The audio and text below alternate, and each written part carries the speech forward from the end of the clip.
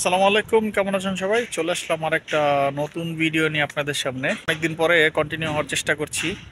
আজকে আপনাদের সামনে তুলে ধরবো কসোভো প্রজাতন্ত্রর ইনফরমেশন তুলে ধরবো। কসোভো এম্বাসি আপনার কিছু আপডেট প্রকাশ করেছে, যে আপডেটগুলো অনেকে জানেন আবার অনেকে জানেন না।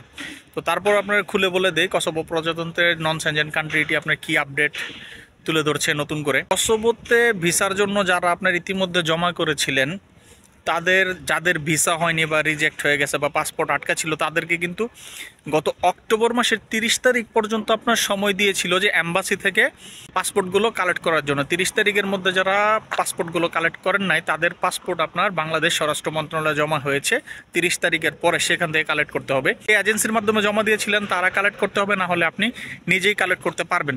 আর খুশির খবর, সুসংবাদ যেটা আপনার কসোভো প্রজাতন্ত্র থেকে দিয়েছে, এম্বাসি থেকে, বাংলাদেশ কনসুলেট থেকে দিয়েছে, সেটা হচ্ছে কসোভো আবার ডিসেম্বর 2024 থেকে নতুন করে ভিসা দেওয়া শুরু করবে এবং নতুন করে ফাইল সাবমিট করতে পারবে। আসলে নন সেনজেন কান্ট্রিগুলোর ভিতরে প্রত্যেকটা কান্ট্রিতে কিন্তু মোটামুটি আপনি এরকম অসুবিধার সম্মুখীন আমরা হয়েছি।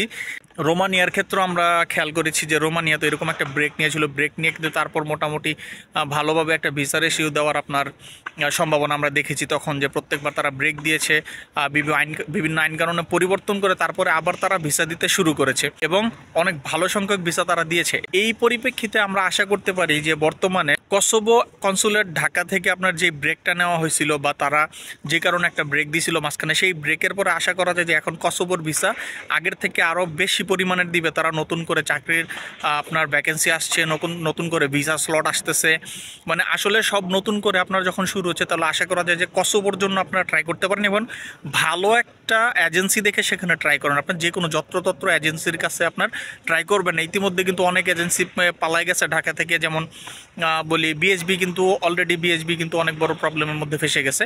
তো সেখানে অনেকে ফাইল জমা দিয়ে বিপদে পড়ছে। এরপরে আমিও এর আগে জমা দিয়েছিলাম ফিউচার ওয়ার্ল্ডে, সেগুলো থেকেও অনেক, মানে এগুলো নিয়ে পুরোনো কথা বলতে চান। আপনার বর্তমানে যারা নতুন করে কসোভোর জন্য ফাইল জমা দিতে চান, দেখে শুনে বুঝে তারপর চিন্তা ভাবনা করে জমা দিবেন এবং ভালো একটা এজেন্সিতে জমা দেওয়ার চেষ্টা করবেন, যে এজেন্সি আপনার ভিসাটা করে দিতে পারবে, এরকম একটা এজেন্সির কাছে জমা দিবেন। বর্তমান সময়ে সবচেয়ে বড় প্রবলেম হচ্ছে আপনার এজেন্সি নিয়ে, কারণ ভালো এজেন্সি খুঁজে না পেলে মানুষের টাকাগুলো কোথায় যায় এবং সেই টাকা বাংলাদেশে মেরে দেওয়া যে এত সহজ, মানে সেটা আর বলার অপেক্ষা রাখে না। কারণ ইউরোপের আপনার যে পেজগুলো আছে ফেসবুকে, সেই পেজগুলোতে যদি দেখি তাহলে এটা স্পষ্ট বোঝা যায় আপনার যে বর্তমানে বাংলাদেশে এজেন্সিদের কি অবস্থা।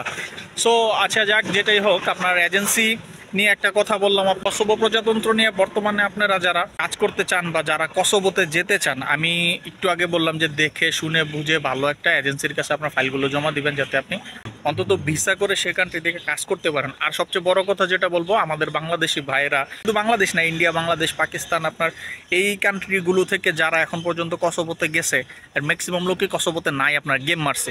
তো গেম মারার কারণে কিন্তু আপনার কসোভোর মানে একটা ব্রেক নিছে, যে ওই লোকগুলো যেহেতু থাকে না, তাই বাংলাদেশিদেরকে সহ অন্যান্য আপনার আমাদের এই পাশের যেসব কান্ট্রিগুলো আছে দক্ষিণ এশিয়ার, তাদেরকে ভিসা রেশিওটা একটু কমাই দিছিল। সো আশা করা যায় যে এখন ভিসা রেশিও বাড়বে এবং আপনারা দয়া করে কেউ গিয়ে গেম মারার চেষ্টা করবেন নন সেনজেন কান্ট্রি থেকে, ধৈর্য ধরে থাকবেন, থাকলে ভালো কিছু হবে। এই যে যেমন দেখেন রোমানিয়া, ক্রোয়েশিয়া, বুলগেরিয়া, এগুলো কিন্তু আপনার এখন কি হয়ে গেছে, সেনজেন হয়ে গেছে। এইসব কান্ট্রিতে যারা গিয়ে ধৈর্যভাবে থাকছে তারা কিন্তু সফল হয়েছে। সো আপনারা যারা কসোভোতে যেতে চান, তাদের কাছে আমার সাজেস্ট এটাই থাকবে। ভালো থাকবেন সবাই, আবার নতুন কোনো ভিডিওতে আপনাদের সাথে দেখা হবে। আসসালামু আলাইকুম।